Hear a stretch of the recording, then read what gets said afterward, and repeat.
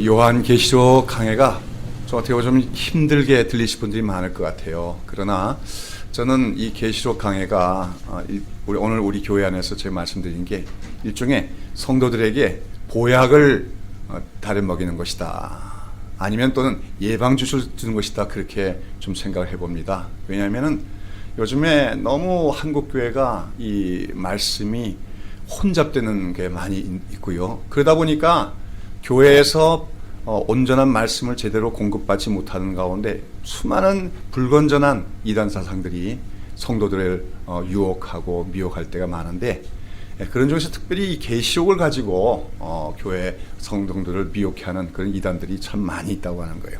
그래서 좀 지루할지라도 계시록을 잘 이해해 놓으면, 근데 제가 한 설교를 또 우리가 인터넷에도 떠 있으니까 또 반복해서 듣다 보면 이게 무슨 말인지 알게 됩니다. 알게 되고 나중에 알게 되면은 계시록 자체가 그렇게 버겁지 않고 오히려 우리가 이미 알고 있던 진리를 이렇게 잘 설명해 주었구나, 계시록에 대해서 오히려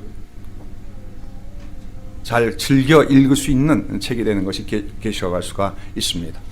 자, 지난주하고 그 지난주 3주간에는 10장에서부터 이제 강해해 나오면서 소위 말해서 6번째 나팔과 7번째 나팔 사이에 나오는 막간의 환상에 대해서 우리가 살펴보고 있습니다.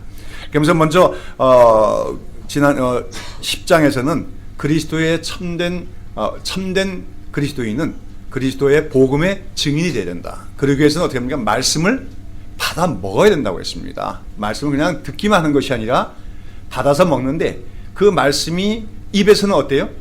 달콤하고 달지만 배에서는 쓰다고 했어요. 그것은 뭐냐면 복음의 말씀 안에는 우리가 믿기만 하면 영생을 얻고 구원을 얻고 성령의 은사를 받는다는 등 참 복음 안에는 기쁜 소식이 많습니다.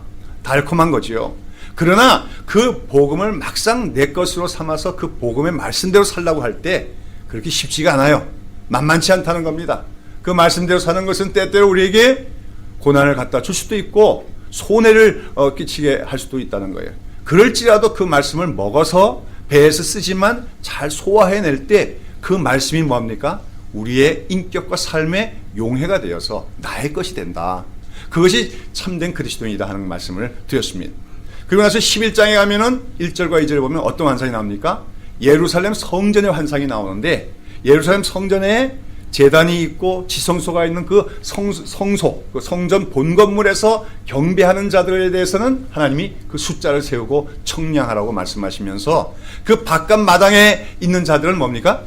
내버려 두라. 그러면서 하나님께서 거룩한 성을 이방인들에게 42달 동안 짓밟히게 내버려 두리라고 말씀하십니다. 이 말씀은 뭐냐면 이 땅에 많은 교회들이 있지요. 우리가 눈으로 보이는 교회를 유형교회라고 하는데, 이 유형교회가 모두가 다 참된 교회는 아니라고 하는 것입니다. 이 교회들 가운데서는 뭡니까? 참된 성도들만으로 구성된 참된 성전으로서의 교회가 있는가 하면 정말 마당뜰만 밟고 다니는 그런 교인들로 구성되어진 거짓 교회도 있음을 그 환상은 말해주고 있었어요. 자, 그리고 나서 이제 오늘 본문 10장에 보면은 뭡니까? 그러면 이제 그 성소 안에서 예배하는 참된 성도들은 누구냐? 그것은 이미 10장에서 나온 겁니다. 복음을 받아서 먹는 사람, 그냥 복음을 듣기만 한 사람이 아니라 복음의 말씀을 받아서 먹고 소화시키는 사람이 증인이 될 수 있으며, 그런 사람이 참된 성도임을 이미 얘기하고 있어요. 그러면서 이제 오늘 11장 3절부터 보면, 그러면 그런 그리스도와 복음의 증인이 되면은 어떻게 그 복음의 증인 사명은 어떻게 감당이 될 것인가 하면서 그 복음의 증인으로 사는 그리스도인들에게 주어지는 영적인 권세와 더불어 또한 그에 대한 반대하는 위협, 그 복음 증거에 대한 위협과 반대에 대해서, 그리고 때로는 그 복음의 증인들이 패배하는 것 같지만 끝내는 승리하고 말 것이라는 내용을 오늘 11장 3절 이하의 환상에서 보여주고 있습니다. 오늘 본문의 3절을 우리가 다시 한번 같이 읽도록 하겠습니다. 3절 말씀. 내가 나의 두 증인에게 권세를 주리니 저희가 굵은 베옷을 입고 1260일을 예언하리라. 내가 주리니, 그런데 내가 누굽니까? 여기서 주님이죠. 우리 주님께서 하시는 말씀이에요. 10장에 보면 아주 힘센 한 천사가 나타났는데 바로 그 천사가 우리 주님의 환상입니다. 그 주님께서 지금 사도 요한에게 말씀하시는 거예요. 10장에서는 어떻게 했습니까? 내가 작은 책을 주시면서 이것을 받아 먹으라 그러셨고, 11장 1절 2절에서는 무슨 환상 보여줬습니까? 예루살렘 성과 성전의 환상을 보여주셨던 주님이에요. 그 주님께서 이제는 요한에게 이제 뭘 얘기하는 겁니까? 어떤 두 증인을 보여주시면서 내가 이 두 증인에게 권세를 줄 텐데, 그 두 증인이 굵은 베옷을 입고 며칠 동안 1260일을 예언하게 되리라 하는 말씀을 주시고 계십니다. 그리고 그 다음에 나오는 것은 그 두 증인의 사역에 대해서 설명하고 계신 것이죠.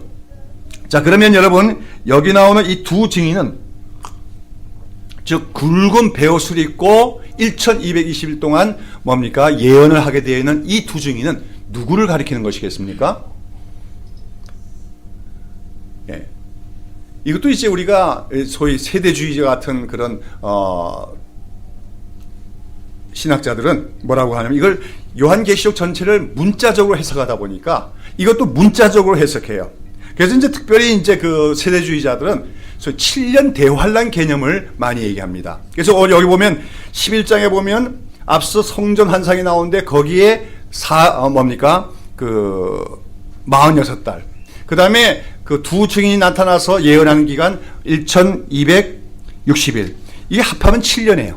7년에서 이 7년을 대환란 기간으로 그렇게 설정을 합니다. 그러면서 그 7년 대환란은 뭐냐? 그러면서 그 7년 대환란 기간에 소위 적그리스도가 나타나서 뭡니까? 처음 전 3년 반간은 비교적 기독교인들과 화평한 관계를 유지할 것이다. 그런데 어떤 일이 날 것이냐면, 특별히 지금 예루살렘, 지금 현재 지금 중동에 있는 예루살렘에, 지금은 그 예루살렘에 가면 원래 성전터에 지금 뭐가 세워져 있습니까? 이슬람 사원이 세워져 있죠. 그 이슬람 사원이 무너지고 거기에 실제적으로 옛날 솔로몬 성전 같은 성전이 다시 건축이 될 것이다. 그들은 그렇게 얘기합니다. 그래서 이제 그것이 11장 1절 2절에 나온 성전 환상이라는 거예요. 그리고 그때가 되면 여기 보면 그 안에서 예배하는 자들과 밖에서 예배하는 자들이 있는 것처럼 제단이 있으니까 실제로 다시 제단이 만들어질 것이고, 거기서 다시 소와 양으로 제사를 드리는 날이 오게 될 것이고, 이방인과 유대인들이 뒤섞여서 제사를 드릴 때가 오는 거다. 이건 이제 전 3년반이라고 얘기하는 것입니다. 근데 이 전 3년반에는 특별히 무슨 적그리스도가 기독교인들을 박해한다든지 뭡니까? 핍박하는 일은 없지만, 이제 그 기간이 끝나면 후 3년반이 되는데, 그 후 3년반은 극심한 환란의 기간이 될 것이다. 그래서 적그리스도가 예수 그리스도 믿는 자들은 다 적발해서 뭡니까? 처형을 한다든지 고문을 한다든지 가혹한 박해를 가하게 되는 그 후 3년반의 환란 기간이 온다. 이렇게 예언합니다. 그렇게 해석을 하죠. 그러면서 그 3년 반 동안에 실제적으로 지금 그 예루살렘에 두 사람이 나타나게 될 것이다. 그 베옷을 입은 두 사람이 나타나서 그 거리에서 뭡니까? 하나님의 말씀을 선포하며 예언하게 될 것이다. 그렇게 이게 해석을 하는 거예요. 그러다가 이제 그들이 그 예언의 사역을 3년 반 동안 하는데, 그 기간이 끝나면은 적그리스도가 그 두 예언자를 살해하게 되고, 그 살해된 그 두 사람의 시체가 실제로 그 예루살렘 거리에 이렇게 시체가 방치되게 될 것이다. 그럼 사람들이 보고 지나가면서 다 그걸 보고 야유를 하기도 하고, 또 잘 죽었다 기뻐하기도 하다가 3일 반 후에 그들이 뭡니까? 벌떡 살아서 일어나고 영광스럽게 하늘로 승천하는 모습을 보게 될 것이다. 이렇게 이제 이 본문을 해석하는 거예요. 말하자면 오늘 기록된 그 본문을 다 어떻게 해석하는 겁니까? 문자적으로 해석하고 있다고 하는 것이에요. 근데 이런 그 세대주의적인 문자 해석은 여러 가지 문제점이 많습니다. 무엇보다는 뭐냐면 성경 전체하고는 전혀 조화가 되지 않고 있다고 하는 거죠. 성경 어디에도 그런 얘기를 한 적이 없어요.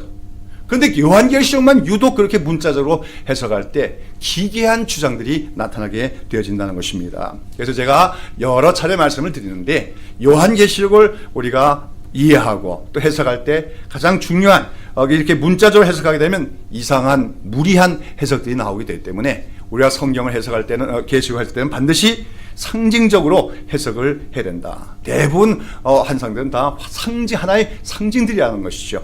그리고 또한 이 그 세대주의자는 이 계시록에 나온 여러 가지 그 환상들을 실제로 세상 역사 속에서 차례차례 나타날 사건들을 시간적으로 기록한 거라고 보죠.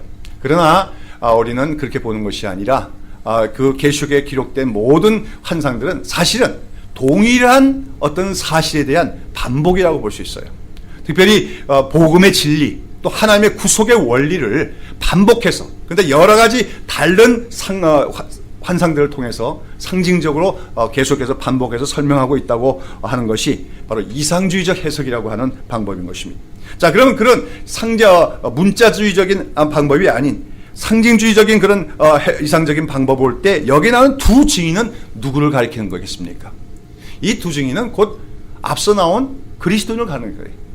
모든 그리스도인, 더 구체적으로 참된 교회를 가리켜 두 증인이라고 하고 있는 것입니다.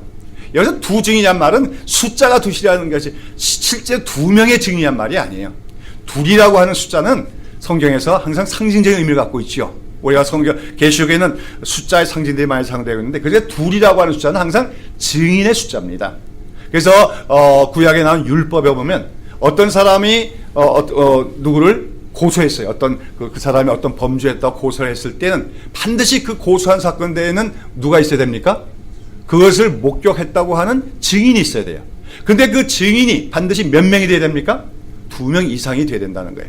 증인이 1명밖에 없으면 그 증거는 채택될 수가 없다는 거죠. 그럼 그 고소가 성립이 안 되는 겁니다. 그렇죠? 우리나라는 어떻습니까? 지금 증인이 1명 있어도 받아들여지잖아요. 근데 유대법에서는 그렇지 않았어요. 반드시 어떤 사건에 대해서는 증인이 몇 명 있어야 되는 거예요? 2명이 있어야 됩니다. 그리고 2명의 증인이 있을 때 그 증언이 뭡니까? 참되다, 그렇게 얘기하는 거예요. 그러니까 두 증인이란 말은 한 사람이 증언하는 것이 아니라 두 사람이 증거하는 것이기 때문에 이 두 증인은 참된 증인이다 하는 말과 다름이 없습니다. 우리가 그 마가복음 6장에서도 보면 예수님께서 제자들을 전도여행을 보내실 때도 몇 명씩 짝을 지어 보내십니까? 둘씩 짝을 지어 보내죠. 왜 둘입니까? 그게 증인이란 말이에요. 이들이 바로 그리스도와 복음의 증인이란 뜻으로 2명씩 내보내는 것이고, 이처럼 그들이 전하는 복음은 그들이 2명의 증인이기 때문에 그 복음은 참되다 하는 것을 나타내 보이기 위해서 둘씩 짝을 지어서 내보내시고 계시다는 것입니다. 그러니까 오늘 여기 나오는 두 증인은 어떤 정말로 아까 세대주의 예양처럼 장차 실제적으로 예루살렘에 나타날 2명의 어떤 사람을 얘기하는 것이 아니라 그리스도의 교회를 가리키는 거다. 그것도 참된 그리스도의 교회. 앞서 10장에 나왔던 환상과 관련시키면은 예수님으로부터 작은 책, 복음의 말씀을 받아 먹었고 소화시킨 사람, 그 사람들을 여기서 두 증인이라고 얘기하고 있는 것입니다. 그렇습니다. 오늘도 우리가 알아야 할 것은 모든 그리스도의 교회와 모든 그리스도인은 근본적으로 그리스도와 복음의 증인으로 부름받은 사람이라는 것을 우리가 기억해야 될 줄로 믿습니다. 기독교인이 된다는 것은 교회 멤버가 되는 것 이상으로 그리스도의 증인이 되는 것을 얘기해요. 세상 속에서 우리가 그리스도를 증거하고 복음을 증거하는 사람이 되어야 된다는 것을 의미하는 것입니다. 자, 그런 가운데 오늘 이 본문에 보면 이 두 증인이 무슨 옷을 입고 예언한다 했습니까? 베옷을 입고 예언한다 했어요. 왜 이 두 증인이 베옷을 입고 증언할까요? 베옷은 언제 입는 옷입니까? 우리나라에서는 상복 아닙니까? 슬픈 일을 당했을 때 입는 옷이 베옷이에요. 그러니까 이 베옷은 어떤 슬픈 일 아니면 아주 큰 위기의 때, 이럴 때 입는 옷이 바로 베옷입니다. 다시 말해서 그냥 평상적인 날이 아니라, 그래서 즐거운 나날이 아니라 아주 무섭고 두려운 사건이 앞에 있다든지 아니면 슬픈 일을 당했을 때 입는 옷이 베옷이라고 하는 거예요. 오늘 이 두 증인의 베옷을 입는다는 것은 바로 우리 그리스도인들이 세상에 선포하는 또 증거하는 그 복음이 바로 엄숙하고 엄중한 것임을 의미하고 있습니다. 여러분, 엄숙하고 엄중한 것을 전하는 사람이 화려한 옷, 비단 옷, 번쩍거리는 옷을 입고 전할 수 있겠습니까? 그럴 수가 없지요. 그 전하는 메시지가 심각하고 엄중한 것일 때는 거기에 걸맞는 옷을, 요즘 같으면 검은 옷을 입는다고 얘기하겠지요. 왜 그렇습니까? 우리가 기억해야 될 것은 우리가 전하는, 그리스도인들이 전해야 되는, 교회가 전하는 복음은 결코 쉬운 것이 아니라는 거예요. 결코 달콤하기만 한 것이 아니라는 겁니다. 우리는 복음을 너무 달콤하게만 생각하고 있어요. 그러나 십자가 안상에서 보면 달기도 하지만 쓴 것이 복음이라고 얘기했거니와 사실 복음의 내용에는 정말로 우리가 엄숙함을 느낄 수밖에 없는, 진지함을 느낄 수밖에 없는 그런 엄중한 내용들이 많이 있습니다. 복음은 말합니다. 누구든지 복음을 듣고 믿게 되면 뭘 영생과 구원을 얻을 것을 약속해 주고 있습니다. 하늘나라를 기업으로 받을 것을 약속하고 있습니다. 얼마나 참 복된 말씀입니까? 그러나 그 복음은 반대로 그 복음을 듣고도 믿지 않는 자에게는 무엇을 때라고 얘기합니까? 심판이 있을 것을 얘기합니다. 그리고 오늘 인간들이 사는 이 세상이 언제까지나 존속하는 것이 아니라 반드시 종말의 때가 올 것과 그때가 되면 하나님께서 모든 세상의 죄악과 불의에 대해서 엄중하게 심판할 것을 복음은 얘기하고 있다는 거예요. 우리가 복음을 전한다고 할 때 그냥 믿기만 하면 됩니다. 교회만 나오면 됩니다. 그러면 천국 갑니다. 영생 얻습니다. 이렇게만 전하는 것이 아니라 이 복음을 듣고도 믿지 않는 자에게는 심판이 있다. 그리고 인간들이 사는 세상에는 반드시 하나님의 심판이 있음을 우리는 선포해야 된다고 하는 것이죠. 여러분, 세상에 심판이 있을 것이다. 믿지 않는 자들은 지옥을 가고 영원한 심판을 받게 될 것이다. 이 얼마나 무섭고 두려운 사실입니까? 그렇기 때문에 그 말씀을 증거하는, 그 복음을 증거하는 자들은 마땅히 어떤 옷을 입은 자세로 그 말씀을 전한다는 겁니까? 베옷을 입은 자세로서 심각하고 엄숙한 자세로 그 말씀을 증거해야 된다고 하는 말씀이죠. 어떻습니까? 오늘 우리 그리스도인은 모두가 그리스도의 증인이에요. 복음의 증인이에요. 우리는 삶 속에서 그리스도의 증인이 되야 되는데 우리는 마땅히 어떤 옷을 입어야 되냐면 베옷을 입어야 된다고 오늘 본문은 말해주고 있다고 하는 거예요. 베옷을 입는다는 것은 무슨 말입니까? 그 실제적으로 우리가 그 삼배로 되어진 그런 옷감의 옷을 입는다는 의미가 아니죠. 우리 마음속으로부터 늘 우리 주변의 사람들이나 우리 가족들, 친척들이 아직까지도 구원에 이르지 못한 자들을 바라볼 때마다 애통하는 심정을 가지게 됨을 의미하는 것입니다. 또는 이 세상 우리 사회의 창궐에 가는 죄악을 볼 때마다 애통하는 마음을 가지게 되는 것을 의미하는 것입니다. 그리고 오늘도 복음을 듣고도 아직도 듣지 못한 영혼들이 구원받지 못하고 심판에 이를 것을 바라볼 때마다 슬퍼하는 마음을 가지게 됨을 의미한다는 것이죠. 여러분, 진정한 그리스도인은 이 세상을 바라보면서 희낙낙하지 않습니다. 이 세상을 바라볼 때 그 죄의 문제를 바라보면서 그 죄로 말미암아 심판당할 영혼들에 대한 부담감을 느끼면서 죄로 관영한 세상에 대해서 애통하는 마음을 갖기 마련하는 것이지요. 오늘 우리에게는 그러한 마음이 있습니까? 오늘 우리는 베옷을 입고 있습니까? 마틴 로이드 존스 목사님의 부흥 설교에 보면 진정한 부흥의 때에는 바로 그리스도인들의 마음에 이런 마음이 생겨났다고 합니다. 진정한 부흥의 때 그리스도 참된 그리스도인은 성령으로 말미암아 거듭남을 취하고 동시에 이 세상의 죄악에 대해서 구원받지 않은 영혼들에 대해서 큰 슬픔과 애통하는 마음을 다 갖게 되었다는 것이죠. 그리고 또한 부흥의 시대 때 가장 큰 특징 중에 하나인 것은 교회들마다 설교제 행할 때 가볍게 설교되는 일이 없다는 거예요. 아주 안이하게 설교되는, 아주 쉽게 말해서 농담이 나는 그런 설교가 시행된 적이 없다는 겁니다.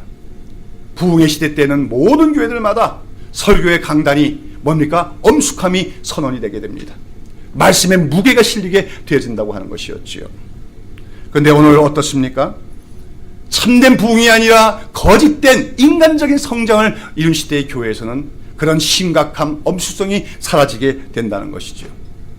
요즘에는 어떤 목사님들이 인기가 있습니까? 우스갯소리를 잘하면은 아주 인기가 많습니다. 제가 들은 얘기는 어느 신학교의 그 강의 속에서 어느 설교학을 가르치는 교수가 그렇게 주장했다 그래요. 요즘에 각박한 시대를 살아가는 현대 교인들을 위해서는 목사들이 설교할 때 반드시 3분에 1번씩은 그들이 웃도록 만드는 그런 위트가 있는 설교를 개발해야 된다. 그것이 현대적인 설교다. 그렇게 가르쳤다고 얘기합니다.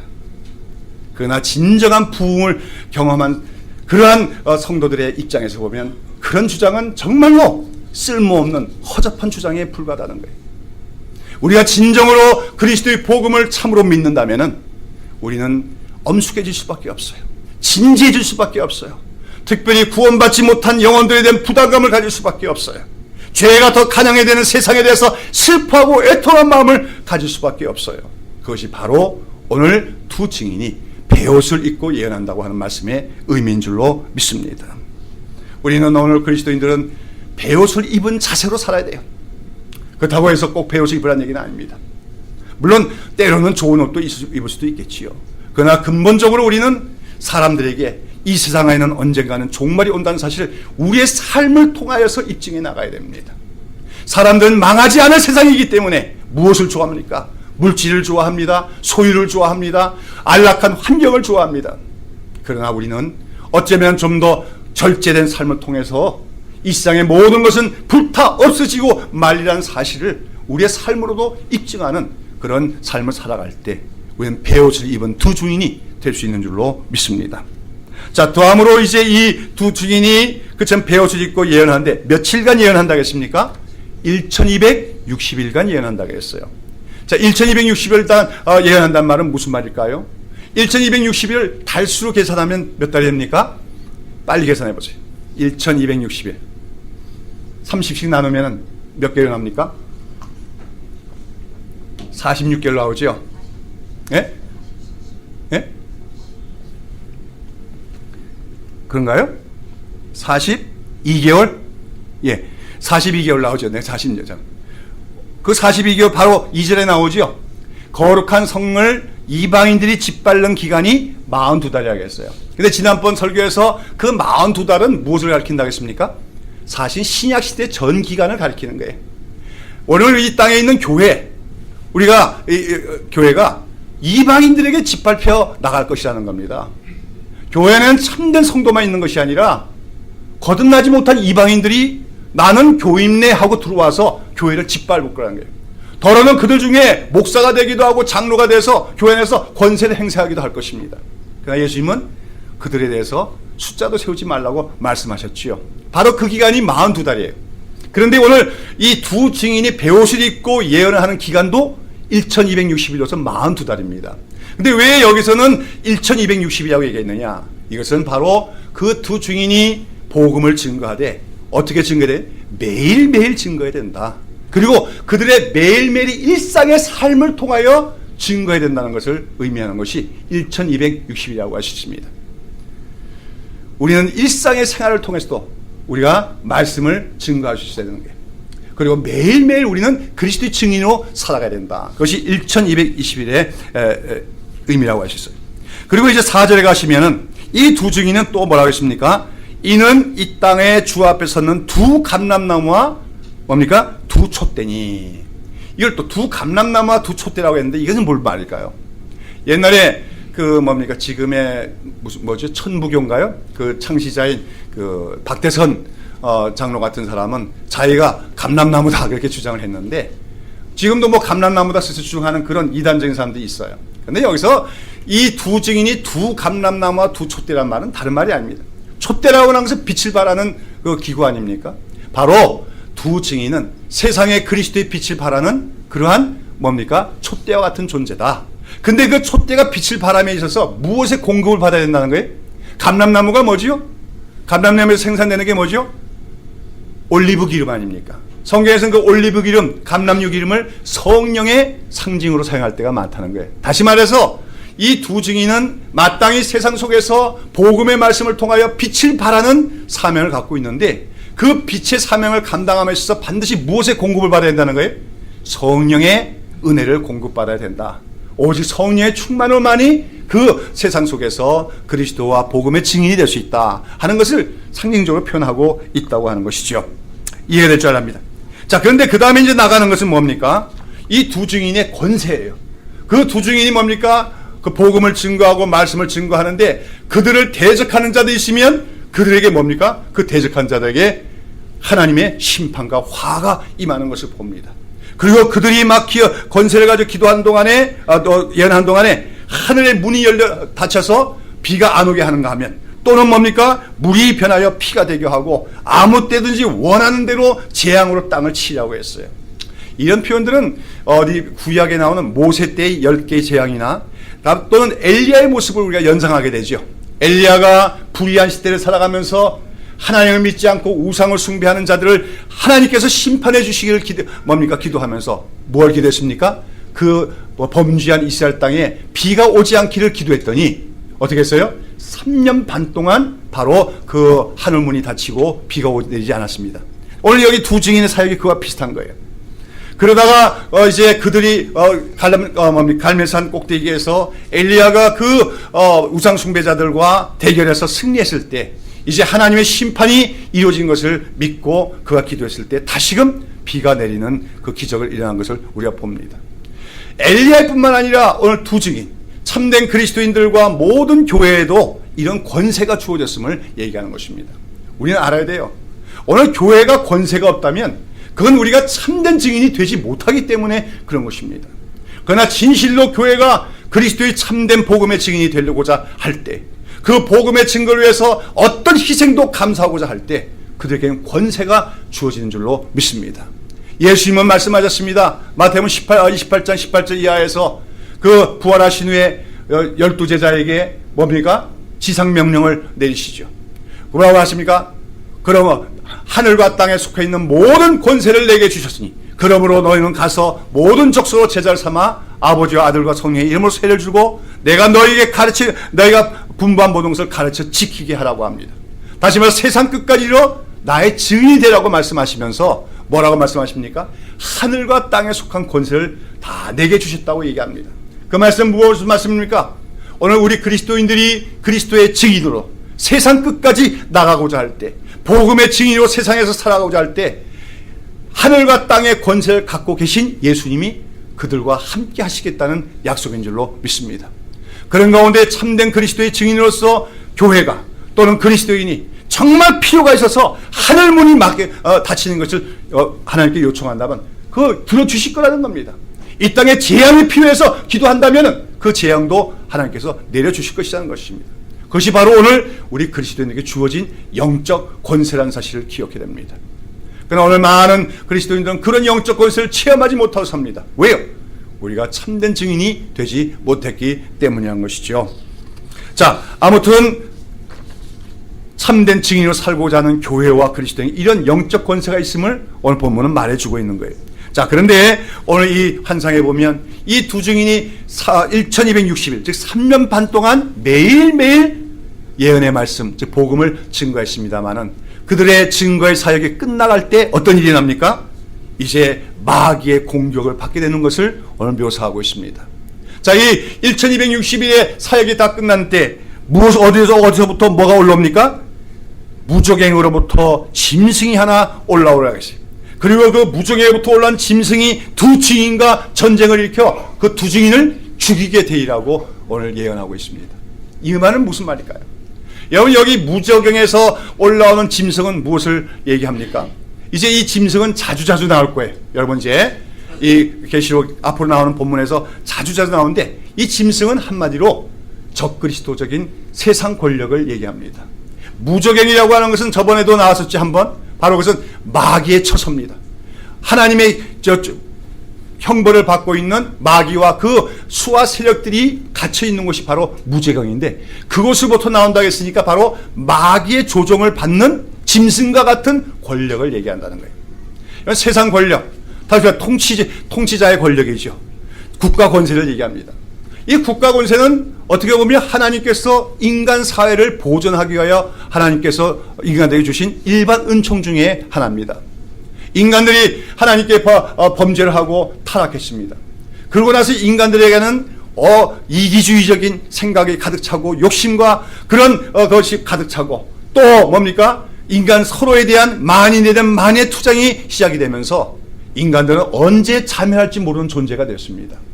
여러분, 세상에 어떤 동물들도 스스로들 싸워가지고 자멸로 가는 그런 짐승은 없어요.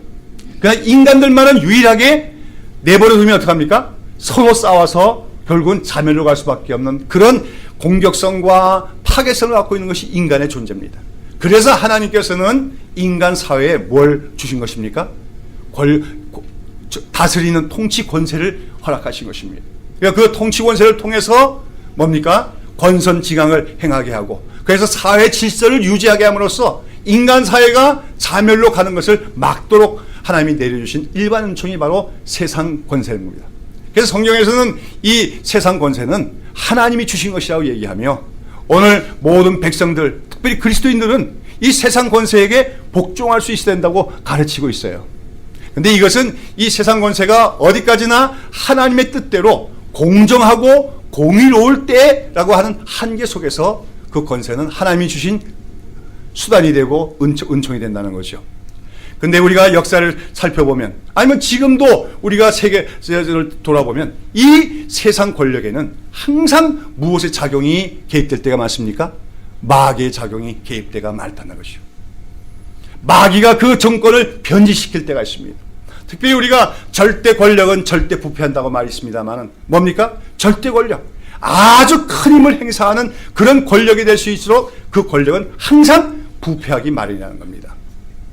그 권력이 아직까지 다른 사람의 통제를 받고 있을 때는 부패하지 않아요. 그런데 다 통제를 더 이상 받지 않는 그런 어마어마한 힘을 갖고 있는 권력이 될 때마다 그 권력은 절대적으로 변질되고 부패한다는 것을 우리는 역사를 통해서 너무나도 잘 보아왔습니다. 그런 가운데 우리가 겪은 히틀러나 또 스탈린의 정권들, 이런 정권이 바로 무저갱에서 올라온 짐승과 같은 권력이라고 할 수 있어요. 어쩌면 저 북한에 있는 3대째 세습을 하겠다고 하는 북한의 정권도 사실 무저갱에서 올라온 짐승과 같은 정권이라고 할 수가 있습니다. 이 정권들은 사람들을 폭압적으로 억누릅니다. 그리고 뭡니까? 그 권력으로서 사람들을 행복하게 만드는 것이 아니라 사람을 불행하게 만듭니다. 그러면서 특별히 이 절대 권력들의 특징, 부패한 절대 권력들은, 이 짐승들은 스스로를 신격화시켜서 자기를 숭배하도록 만듭니다. 누구 얘기입니까? 북한에 있는 얘기 아닙니까? 바로 그것들이 다 무저갱에서 올라오는 짐승들인데, 이 짐승들은 공통적으로 누구와 대적하게 마련입니까? 두 증인, 그리스도의 참된 교회와 대적하게 마련이에요. 그래서 이 절대 권력들이 부패한 절대 권력, 무저갱에서 올라온 짐승 같은 권력들이 세상에 나타나게 되면 이들은 반드시 하나님의 교회와 전쟁을 치르게 되어 있다는 거죠. 근데 오늘 본문에 보면 이 두 짐승이 뭡니까? 두 증인을 전쟁에서 이겼고 그들을 죽였다고 얘기하고 있습니다. 이것은 뭐냐면 세상 권력에서 박해를 받고 세상 권력에서 억압을 당하던 그런 교회가 마침내는 이 땅 위에서 죽은 것처럼 되는 때가 있을 거라고 하는 얘기예요. 죽은 것처럼 된다는 게 무엇입니까? 오늘 본문에 보면 그 두 증인이, 두 예언자가 죽었어요. 그리고 그들의 시체가 그 성 한복판에 내버려져 있게 됐다고 했어요. 거기서 이 성은 우리 주 예수께서 십자가에 못 박히신 것을 했는데 이 세상을 가리킨 겁니다. 이 세상 한가운데 그 죽은 두 예언자의 시체가 있다는 건 뭐예요? 이 땅 위에 죽은 교회의 모습이 나타나게 될 것을 의미합니다. 시체의 교회가 나타날 것을 의미합니다. 여러분, 시체 교회가 어떤 교회일까요? 겉모습은 교회 모습을 다 갖고 있습니다. 건물도 있습니다. 교회 제도도 있습니다. 목사, 장로, 그런 제도 다 있어요. 교회 다니는 사람도 있어요. 그러나 그 안에는 하나님의 진리의 말씀도 없고 성령의 역사도 없고 생명도 없어진 교회, 그것이 바로 시체가 된 교회라고 할 수가 있다고 하는 거예요. 지금 우리가 과거에도 이런 일들이 많이 있었고 지금 북한에도 마찬가지죠. 북한에 가면 뭐 봉수교회, 또 뭐 칠곡교회, 반석교회 같은 교회들이 있습니다만 이건 철저히 북한 정권이 만든 인위적인 교회죠. 이런 교회들이 어떻게 보면 시체교회라고 할 수가 있다고 하는 것입니다. 세상 역사에서는 이렇게 세상 정권에 의해서 교회가 무너지고 교회가 패배를 당해서 교회가 죽어버린 것처럼 될 때가 있다고 하는 것을 오늘 본문은 얘기합니다. 특별히 세상 끝날에 이런 일이 있을 것이라고 했어요. 앞으로 주님이 오실 때가 되면은 아마 이 땅에 있는 교회들은 다 죽은 교회처럼 될 때가 올 것입니다. 교회들이 있습니다. 교회당도 있습니다. 믿는다고 하는 사람도 있습니다. 교회 제도도 있습니다. 그러나 교회 어느 곳에서도 하나님의 생명이 없는, 성령의 역사가 없는, 그런 진리의 말씀이 없는 그런 시대가 오게 될 것을 오늘 예언하고 있다는 거예요. 자, 그러나 그렇게 해서 두 증인의 죽음이 그걸로 끝을 내는 것입니까? 그렇지 않지요. 그 두 증인의 죽어 있을 때 그 세상 이 땅에 관한 자들은 어떻게 했습니까? 그들을 보고 자기들을 괴롭혀야 하는 자가 죽었으므로 기뻐했다고 했어요. 그러니까 재미있죠? 이 두 증인을 가리켜서 이 땅에 있는 사람들은 뭡니까? 우리를 괴롭게 하던 자다. 세상을 괴롭게 하던 자다. 그렇게 얘기합니다. 이 말을 우리가 연상하는 것이 바로 엘리야 시대지요. 엘리야 시대 때 이스라엘 백성들을 괴롭게 한 자는 누굽니까? 우상 숭배를 자행하던 아합 왕과 이세벨이었습니다. 근데 그 아합과 이세벨이 엘리야를 만나서 뭐라고 하냐면 너는 이스라엘을 괴롭히는 자라고 오히려 비난하는 것을 봅니다. 엘리야 때문에 하늘문이 막히고 가뭄이 왔다 그거지요. 그러나 그 모든 근원의 원인은 자기들의 우상숭배의 죄악임을 그는 기억하지 못했다고 하는 겁니다. 마찬가지로 세상은 교회를, 어떤 교회? 두 증인으로서 참된 복음을 전하는 교회를 뭡니까? 세상을 괴롭게 하는 자라고 생각합니다. 우리가 절대로 우리가 진실한 말씀 위주로 교회가 나아갈 때, 참된 본질적인 교회가 되어갈 때 세상으로부터 칭찬받고 환영받을 거라고 생각하면 안 돼요. 오히려 세상으로부터 비난을 받게 될 것을 우리는 예상을 해야 됩니다. 특별히 세상을 괴롭게 하는 자라고 하는 비난을 받게 됩니다. 왜 그래요? 오늘 세상은 무제한의 자유를 요구하고 있습니다. 지금 제가 볼 때는 지금 우리는 서울시 그 교육청에 지금 뭐 학생들 인권 조례가 올라와서 그것이 통과되느냐 안 통과되느냐 문제가 있습니다. 물론 과거의 권위주의적인 방식의 교육 환경은 개선이 돼야 됩니다. 변해야 됩니다. 그런데 그 학생 인권 조례에 보면은 뭐 학교 안에서 동성연애 같은 것도 허용이 되기 시작하고, 그렇죠? 모든 체벌을 금지하는 등의 여러 무제한 자유가 학생들에 주어지기 시작하는 것을 보게 돼요. 항상 인간은 극단을 치우치는 겁니다. 과거가 권위주의적이고 그거는 어떤 뭡니까? 타성적인 보수적인 그런 교육 체제였다면 이제는 진보를 표방하면서 인간의 그 타락한 본성을 고려하지 않는 그런 무제한의 자유를 주장한 때가 나타난다는 거죠. 그런 것들이 뭐냐면 동성애법, 그 다음에 또 사형폐지법 등입니다. 그런데 사실 우리가 성경대로 믿다 보면 동성애는 분명한 범죄임을 우리는 압니다. 또한 사형폐지 제도가 결코 하나님이 기뻐하지 않는 걸 우리는 주장할 수밖에 없어요. 그럴 때 세상은 그런 주장을 하는 교회를 보고 뭐라고 했습니까? 시대에 뒤떨어진 자들, 폐쇄주의적인 자들, 타협할 줄 모르는 자들, 특별히 우리는 그리스도의 복음을 전하며 예수 그리스도 밖에는 구원의 길이 없다고 선포합니다. 그럴 때마다 많은 사람들이 얘기합니다. 불교를 보고 좀 배워라. 타협할 줄 알아라. 모든 종교는 하나라고 인정하라. 그렇게 얘기합니다. 그렇기 때문에 본질적으로 참된 그리스도의 말씀을 증거하는 교회는 세상 사람들의 이 땅에 거하는 자들 입장에 볼 때는 뭡니까? 세상을 괴롭게 하는 자처럼 보일 때도 많다는 거죠. 그러면서 특별히 교회는 하나님의 심판을 선언합니다. 세상에 종말이 있음을 선포합니다. 그것이 듣는 자들에게는 매우 거슬리는 얘기라는 겁니다. 그런데 그런 교회가 죽어버렸으니 얼마나 그들이 이제 마음이 편하게 됐느냐. 그래서 그들은 죽어있는 시체가 된 두 증인을 보고 박수치며 기뻐한다고 했어요. 무슨 말입니까? 교회는 있지만 이제 더 이상 그 안에서는 진리의 말씀이 선포되지 않는, 하나님의 말씀이 온전히 전해지지 않는 그런 교회를 보고 그들은 잘 됐다고 얘기할 것이라는 것이요. 그러나 하나님께서는 그 죽어있는 두 증인을 그대로 내버려두지 않을 것을 말씀하십니다.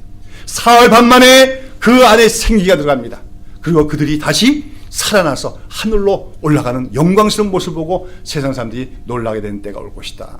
이것은 물론 예수님이 오시기 직전에 이 땅의 모든 교회들이 정말 믿음도 얻게 되고 성령도 얻게 됐다가 교회는 다 죽은 것 같았는데 마지막 때 교회가 다시 회생될 것을 의미합니다.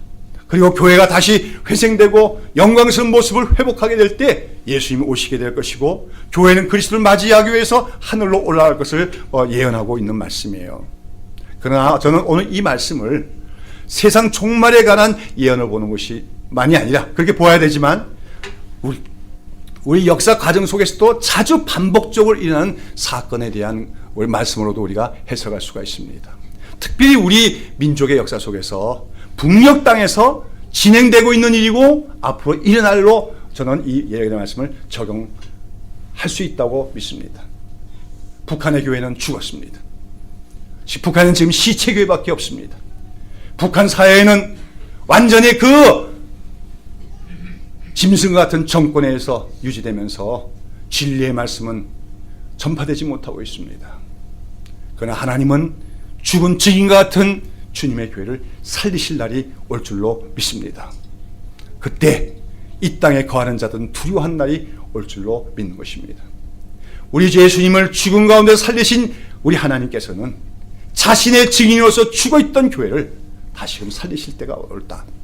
바로 그것을 위해서 우리는 지금도 기도해야 하는 사명을 가진 줄로 믿는 것입니다.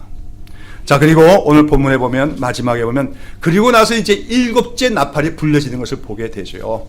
일곱째 나팔이라는 의미는 뭐냐면 그러니까 첫 번째부터 여섯째 나팔까지는 경고의 나팔입니다.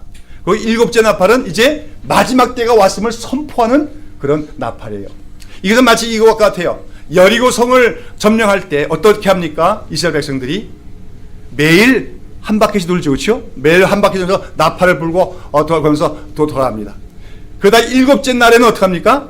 일곱 바퀴 돌고 나팔 불 때 큰 소리 외칠 때 성이 무너지잖아요. 바로 그것과 같다고 얘기할 수 있어요. 오늘 계시록에서 보면 일곱 나팔이 있는데 첫 번째부터 여섯 번째 나팔은 한마디로 경고의 나팔입니다. 여러 가지 자연 재앙을 통해서 또는 많은 마귀의 역사를 통해서 사람들의 괴롭힘을 통해서 세상 사람들에게 하나님은 말씀하시는 거예요. 깨어라, 일어나라. 세상에는 반드시 종말이 온다. 하나님의 심판이 있다는 걸 경고하시는 사인으로서 하나님은 그 나팔을 불어주고 계시다는 거예요. 근데 이제 오늘 여섯 번째 나팔과 일곱째 나팔 사이에 이 그리스도의 참된 증인의 증인 사역이 끝났을 때 바로 일곱째 나팔이 불려지게 되는 것입니다. 이것은 뭡니까? 바로 복음 증거의 사역이 끝날 때 오늘 우리 교회들에게 맡겨진 복음의 증거 사역이 땅끝까지 다 이뤄서 끝났을 때 바로 그때가 세상의 종말의 때가 될 것이고 하나님의 구원 역사가 완성될 때가 온다고 하는 것을 의미합니다.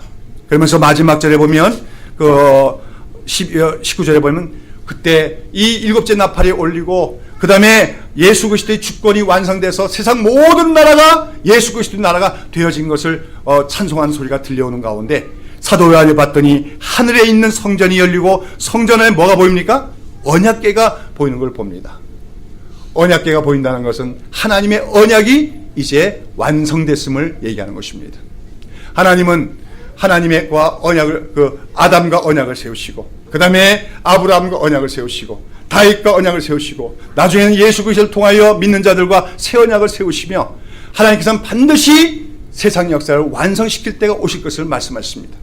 그리고 그때가 되면 새 하늘과 새 땅을 만드시고 우리 하나님의 백성들에게 그 새 하늘과 새 땅을 기업으로 주시는 날가 오고 그때가 되면 예수 그리스도가 온 세상 나라를 다스리며 우리 모든 성도들은 그와 함께 세상 모든 나라를 통치하는 때가 올 것을 약속하셨는데 바로 그 언약이 성취되게 되었다는 것을 의미합니다. 언제요? 바로 그 주인의 사명이 끝났을 때. 오늘 복음 증거를 해나가는 것은 바로 이 세상의 종말을 앞당기는 행임을 우리는 기억해야 될 줄로 믿습니다. 우리는 하나님 나라를 기대하고 있습니다. 이미 하나님 나라는 임했지만 하나님 나라는 완성된 때가 올 것입니다. 언제 완성될까요? 우리가 바로 이 땅에서 그리스도의 증인으로서 복음의 증인의 사명을 다 온전히 감당할 때 예수님께서는 재림하실 것이고 이 땅의 역사는 완성될 것이고 하나님의 언약은 성취될 때가 오는 줄로 믿는 것입니다. 그런 가운데 아까도 말씀드린 것처럼 죽어있던 두 증인이 다시 부활하는 같은 역사는 세상 종말 때도 있겠지만 지금 현재의 역사 과정에서도 있을 수 있으며 특별히 우리 한국 민족의 통일과 관련해서 북한의 교회가 다시 살아나는 그 사건으로 실현될 수 있음을 기억할 때마다 우리는 그런 두 증인의 사명을 더 잘 감당하는 한국교회가 되어줄 수 있기를 우리가 기도하는 한편 북한에 죽어있는 두 증인 같은 주님의 교회가 다시 부활할 수 있도록 회생할 수 있도록 하나님의 생기가 들어갈 수 있도록 기도해 나가는 우리 성도들이 되기를 예수님의 이름으로 축원합니다. 기도하겠습니다. 사랑하시는 하나님 아버지, 오늘도 우리가 주님 앞에 나와 말씀을 듣게 하시고 오늘도 우리 교회에게 주어진 참된 그리스도와 복음의 증인으로서의 사명에 대해서 깨닫게 하심을 감사합니다. 우리는 이 땅에서 주의 백성으로 부름받은 그 순간부터 그리스도와 복음의 증인이 된 것을 기억하게 하시고 늘 베옷을 입은 자세로 매일매일 증거의 사명을 감당해 나가는 우리의 삶이 되게 하여 주시옵소서. 그런 가운데 이 땅에서 교회가 많은 권세가 있지만 때로는 세상 권력에 의해서 교회가 짓밟히고 또 죽임을 당하는 것 같은 때가 있을지라도 교회 하나님께서는 반드시 교회를 살리시고 그를 통하여 영광을 나타내시고 하나님의 언약을 성취할 것을 말씀하셨사오니 우리가 이 교회의 영광을 믿으며 이 교회가 참된 교회가 될 수 있도록 날마다 힘써 나가는 저희들 되게 하여 주시옵소서. 특별히 오늘 우리가 주님이 보여준 환상을 통해서 세상 종말에 있을 영광스러운 사건에 대해서뿐만 아니라 지금 우리가 살고 있는 이 시대 속에서 역사 과정 속에서도 일어날 사건에 대한 하나의 말씀인 줄로 믿사오니, 특별히 우리 북경 땅, 아버지 저 북한 정권, 짐승 같은 정권에서 짓밟히고 주인받으였던 우리의 증인된 우리 주님의 교회들이, 북한 교회들이 다시 살아나는 날이 오게 하여 주시옵소서. 그리고 그 날이 주님이 영광 받으신 날이 되게 하시고, 이 한민족이 주님의 뜻 안에서 통일되는 날이 되게 하여 주시며, 그것을 위하여 오늘도 우리가 기도하는 일을 쉬지 않고 나갈 수 있도록 격려하여 주시고 역사하여 주시옵소서. 모든 말씀 예수님의 이름으로 기도드리옵나이다. 아멘.